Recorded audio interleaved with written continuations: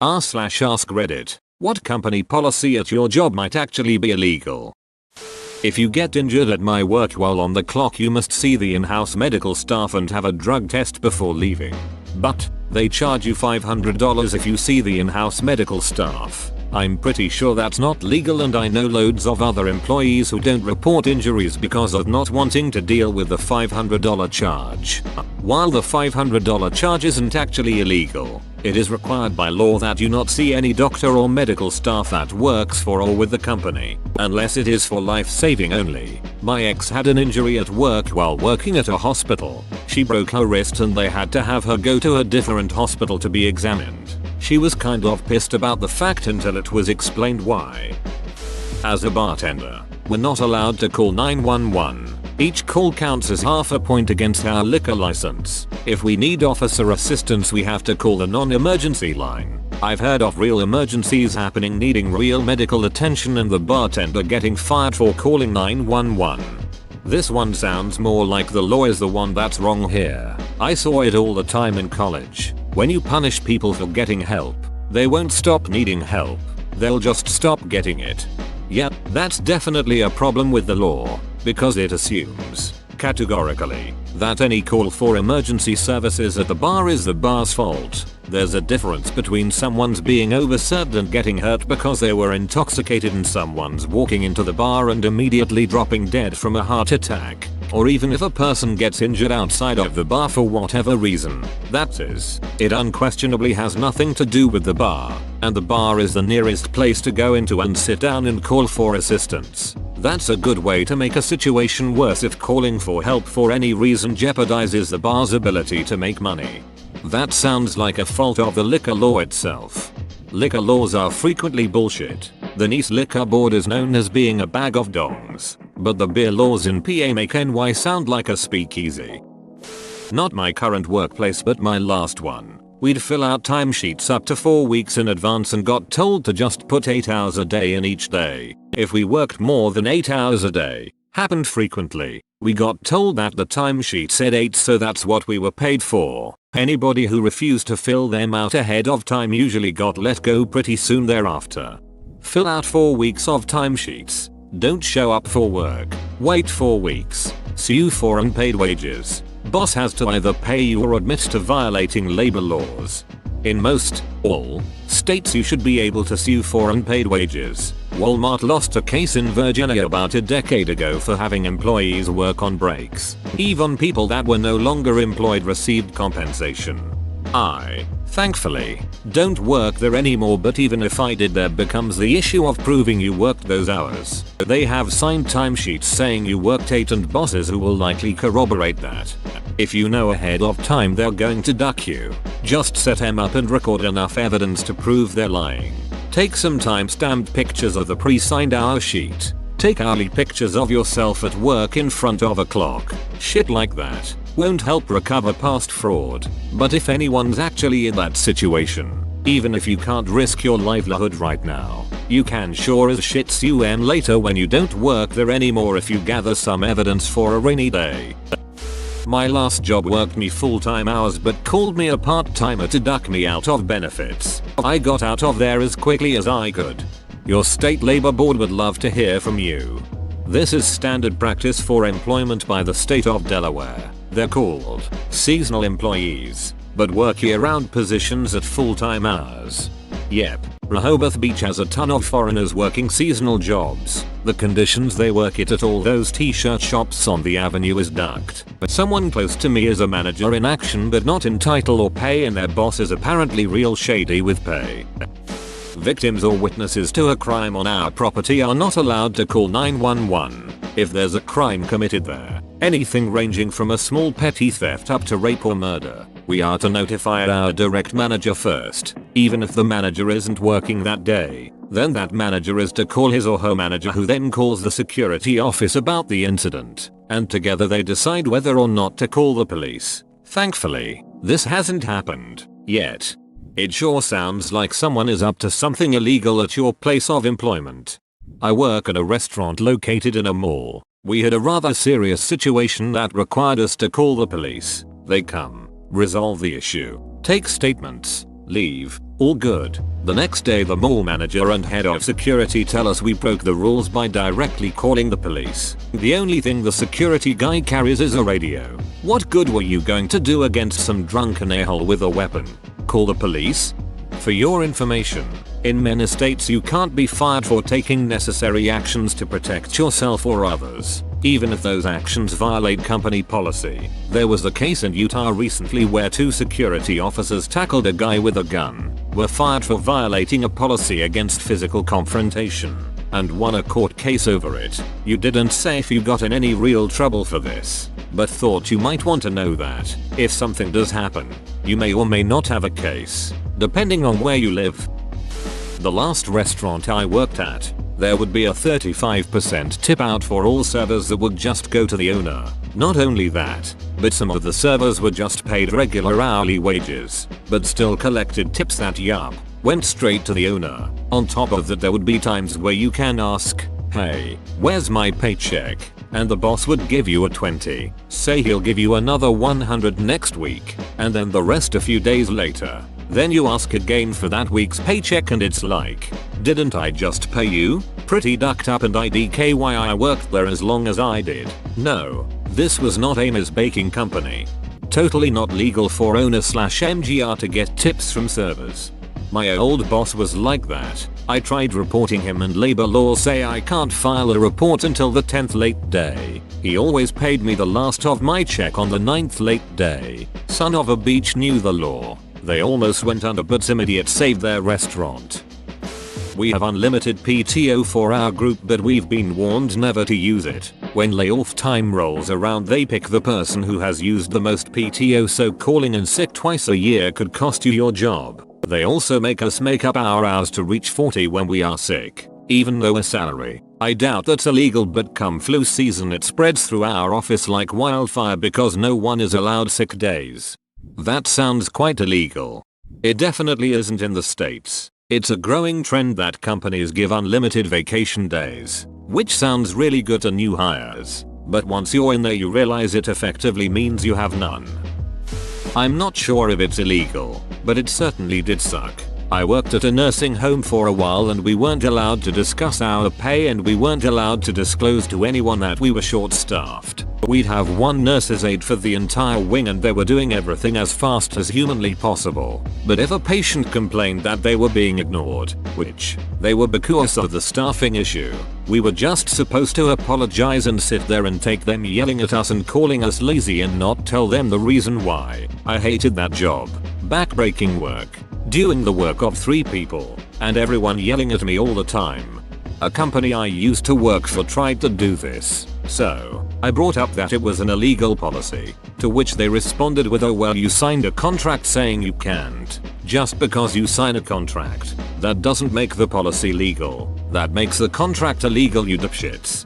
Small correction. That clause is unenforceable. I'm sure the contract probably has a severability clause that upholds the rest even if a clause fails. The assembly procedure written for the optical components of a space-based telescope for the USAF. All optical assembly must be done in the nude. That line made it through 3 contractor reviews, 2 USAF reviews, and 1 NASA review. So when time came for the assembly, the one young lady on a team mostly populated with old guys from Switzerland said duck no. The procedure was redlined and signed off very quickly. Haha, what the duck. All optical assembly must be done in the nude sounds like the kind of thing that you slip in to see if anyone will notice. I feel like that would increase contamination, on top of it being ducked. I almost wonder if that line was put in there to check if people actually read the manual. We're prohibited from attending and participating in any type of political gathering and or protest. We're also prohibited from using personal money to donate to charity. Why would you ever be forbidden to donate to charity? I think they want people to have the donation come directly from the paycheck, so the company can get tax benefits. There was a similar thread a while ago where the company basically strong-armed their employees into doing this every month so the company could rake in benefits. Not illegal, but a real pain in the ass. Only 50% of sick leave could be unscheduled. I ended up filing for FMLA. When the doctor was filling out the paperwork I explained why and she said, "Who schedules being sick?" No wonder I have to fill out so many of these forms. One of my co-workers had about 400 hours of sick leave accrued that they will never get paid for. I had the same thing at an old job. My father got sick last November and I was about 50 hours for the year short to qualify for FMLA. He was hospitalized on a Monday, so I called and asked to schedule the rest of the week off. Wouldn't allow it and wrote me up. I got pulled into my manager's office at a retail job one time after one of the new hires told me that they were getting paid more than I was. As I was training him, I was pretty pissed off and I wasn't quiet about it, so he informed me that it was against company policy to discuss our wages. I told him that that was illegal and he just stared at me like I wasn't supposed to know that. Yeah, this shit here. It's illegal, but a lot of retail places push that narrative to scare people. I've been in situations where I'm at say a level 8 pay grade and a level 4 pay grade was hired at the same rate with no prior experience or a lower sales job, even after my raises over the years and merit. I found out later the other retail stores in the company by district didn't all do this and I'm getting screwed by my grams. I brought it up and was told, well, we are a bad market, and those other stores are better markets, so just deal with it. A lot of people transfer and commute to bigger stores or just leave after a month now. Not currently working the job in question anymore, so I feel I can say it readily enough. As a pizza delivery driver, for many chains, you sign off that you waive your right to a break even if you work 8 hours or more. Frequently pulled 9 and 10 hour shifts. Sometimes even up to 12 hours without a break, all the while making less than minimum wage while on the road. For customers who frequently think the delivery charge goes to the driver, when most frequently it is collected by the store instead, so they don't tip. Add to that your robbery target, and even if you feel your life is threatened, if you fight back against your attacker you will get fired. Double quick if you are legally carrying a weapon yourself. Federal labor laws regarding tipped employees require that you make at least minimum wage including tips. Employers have to make up any difference if the tips earned don't make their hourly rate equal to the minimum. The last job I worked at was a school.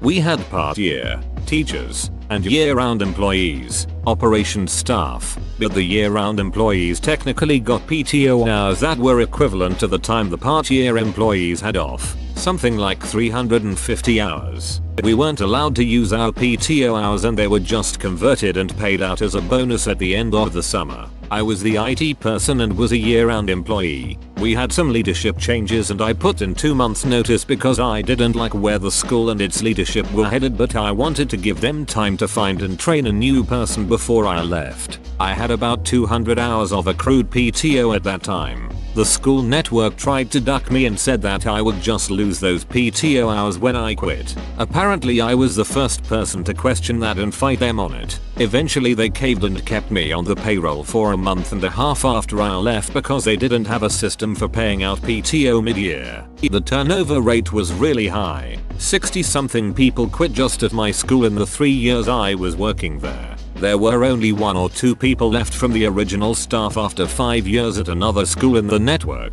and I was the first person to get a PTO payout.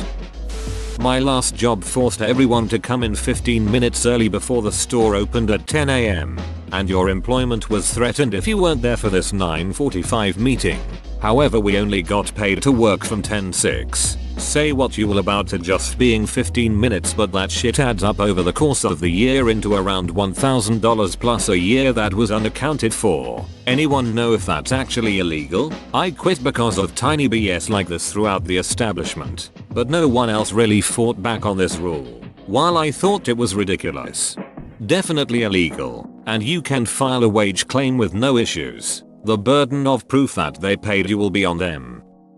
You have to show up 15 minutes early. You're considered late if you aren't 15 minutes early, and you aren't paid for the 15 minutes. I think you should be 15 minutes early to be professional, but you shouldn't be forced to do it.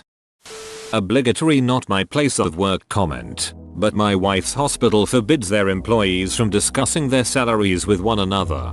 They might have a valuable class action lawsuit if you can get this policy in writing, or a written disciplinary action based on this policy. Please run, don't walk to your local labor lawyer's office. They will be very happy to make your acquaintance as this has been illegal since 1935. That's the trick, is getting it in writing. Most companies don't forbid talking about it. They just make it very taboo. My work does random drugs testing. A group of females I work with had to have a male HR employee watch them pee. THW company said that those ladies were suspicious, so they had reason to believe they might cheat. Legit, half of the employees at the company carry fake pee. I told them all to get a lawyer. A regular HR employee shouldn't be watching anyone pee into a cup, let alone a male watching a female. One said he told her to lift her shirt because he couldn't see, but I wasn't there and I'm not sure if I believe that part of it. This sort of task is meant to be delegated to impartial and qualified medical professionals, for example, a nurse, to ensure it's legit and above board. We had to work in the lab, even when the water was off in the building.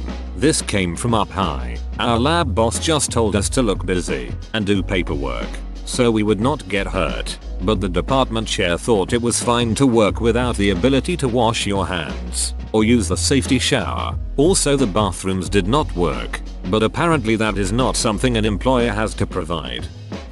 I worked 4 years at Better Buy, a popular electronics giant in the US, and a very common practice at this place is to hire part-time employees and give them full-time hours. Another very common practice is to push employees to quit by different tactics. Examples would be cutting their hours to 1 day a week, then 1 for 2 weeks, and slowly take them to a month until they quit. Another example is constantly being checked on performance and nitpicking to force a quit, or targeting them for minutes of tardiness to write them up and apply pressure. Purpose of this, from what I was told by the GM and all managers under, is that Better Buy has to pay about 1-2k a pop for employees that get canned, for legal reasons or so. Those force push tactics are used for employees that managers don't like, are performing well but not overachieving, and employees who have lawyer friends and families. I had a good 3.5 years in that place before I climbed in my career, in the door group. I loved that job, but there was definitely shady shit going on everywhere. You cannot poop in the front restroom. Well, it's not a policy, but I was written up for it, and told that if I have to poop to go to the other bathrooms at the other sides of the building so that people don't have to smell it, or the air freshener. I don't know about our accreditation standards, but we admit students with little chance of graduating. All female employees must report to the boss's room after closing. Turns out the boss liked tying up the girls. He made us stand from youngest to oldest and then moved in real close, not touching but almost. You could hear him smell you, and then scream about how your uniform is messed up. This lasted a few weeks before someone's father came in red-faced and angry. We all had to fill out forms when it happened. And who else was there? Short story, it was a bad time at McDonald's.